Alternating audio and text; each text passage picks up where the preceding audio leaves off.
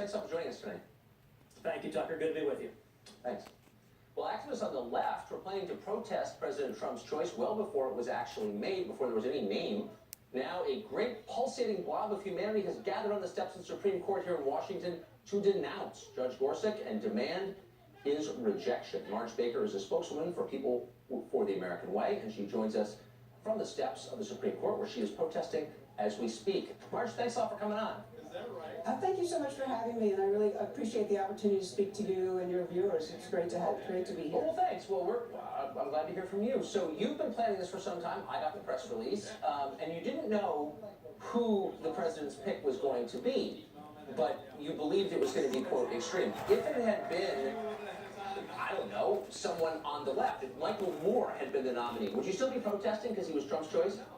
We determined, and we looked at the list of proposed nominees that Trump gave us, and we did our thorough research, and we were really concerned about any of those nominees. So we were not out here to protest anyone. We were out here to protest someone who was chosen from that list, about whom we had real concerns. I mean, the decision, the reason we're here tonight is because it makes a big difference to the American people who fills this lifetime seat on the Supreme Court. And we do need somebody who respects the Constitution and the law and understands that they're there to protect all Americans, not just the powerful and the wealthy and the corporations. And unfortunately, Neil Gorsuch is not the right man for this job. So tell me why, and I think a lot of people share your view. I mean, a lot of people voted, frankly, for Donald Trump because they were suspicious of big money and corporations. You know, you can judge whether they should have or not, but they did. So a lot of people share your concern about people in power. What specifically about this nominee makes you believe he's unacceptable? What has he done that you don't like? Our review of his record shows that he's a friend of Wall Street, that he makes it difficult for people who are injured by corporate wrongdoing to hold those corporations accountable, and that means consumers and workers and women who are discriminated against in the workplace, and people who want clean air and clean water. So we have real concerns about his record, and so real concerns about whether he will have the independence and the judicial temperament to be a justice for all the people, not just for the wealthy and powerful. Right. So if I could just press you a little bit to be specific on that. You said you're concerned that he's a friend of Wall Street, I think is a phrase you used, and that he's insensitive to women and workers. Yes. Why do you believe that? I mean, what specific decisions are you referring to? Well, let's take the Hobby Lobby case, for example. You may know this case. It came out of the 10th Circuit, came out of a panel that Judge Gorsuch sat on. And this was the case that said that corporations are allowed to use religious liberty, their own religious liberty, as a reason to discriminate against women in terms of their being able to access contraception coverage. That's a really serious concern for a lot of women. And it's not just that it hurts women, but that principle that a corporation can justify its actions based on some false notion that it has rights, religious liberty rights that can be, the exercise of which can be offended, is really troubling because it has sweeping ramifications, not just for women, it has sweeping ramifications for LGBTQ people. So we're concerned about that. We're concerned you don't believe that employers ought to be allowed to stand on their religious principles in the way that they act? We don't believe corporations have the ability to exercise religious liberty and have that be interfered with. We do not believe corporations have religious liberty interests that can be offended by someone's access to contraception. But I don't believe it was corporations. It was employers. Anybody who hires another person. The question at the root of the Hobby Lobby case was: can you force people to pay for something that violates their religious beliefs? And so you think the government can force people to do that? The issue is whether or not corporations, a corporate entity, not individual, a corporate entity has religious liberty.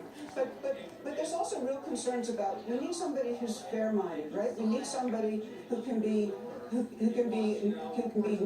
objective, who can make sure that they have the independence to push back on wherever they need to push back. And let's Well, take, for I agree, example, but- the events of this. Let's take, for example, the events of this past weekend. There's really serious concerns about whether the Trump administration respected the Constitution and even respected the courts that were making decisions. I'm sorry to interrupt. If I could just bring, can I bring you back to today's news? Because you're protesting a specific nomination. How does that tie to this?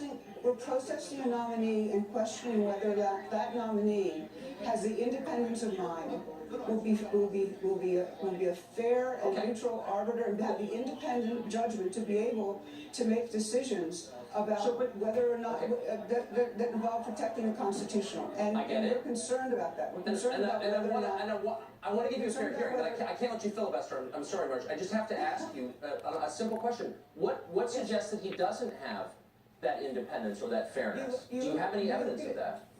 Look at his record that favors Wall Street and corporations. He believes that he makes it very difficult. His jurisprudence what makes it record? very. What are you talking about specifically? His record as a judge that argues that individuals and entities that want to hold corporations accountable cannot get their day in court to do that. Can you give me an example of that? The record of the Hobby Lobby case. There's a number of cases where he's argued that people should not have class action remedies. He's said that Where did he say that? In his judicial record, in his He doesn't believe in any class action remedy? There's a real concern about whether he believes people should be limited in terms of their ability to access use class actions as a way in which to hold corporations accountable, and it's a really serious concern. Where did he say? I mean, I think he's. I mean, you went to Yale Law School, so I know you have the details here. What are they?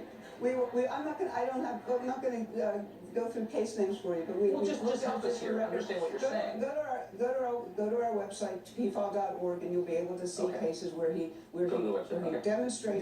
demonstrates that and so we have really serious concerns about whether or not he will be have the judgment and the I got it. I was hoping for some specifics. To be able to be Last question.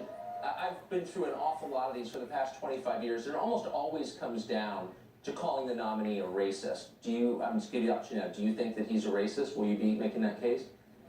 I really don't understand the question. It comes down to calling a nominee racist. I don't think I've seen a Republican nominee for the Supreme Court ever not called a racist by the people who oppose him on the left. I'm wondering, is there evidence that this guy is?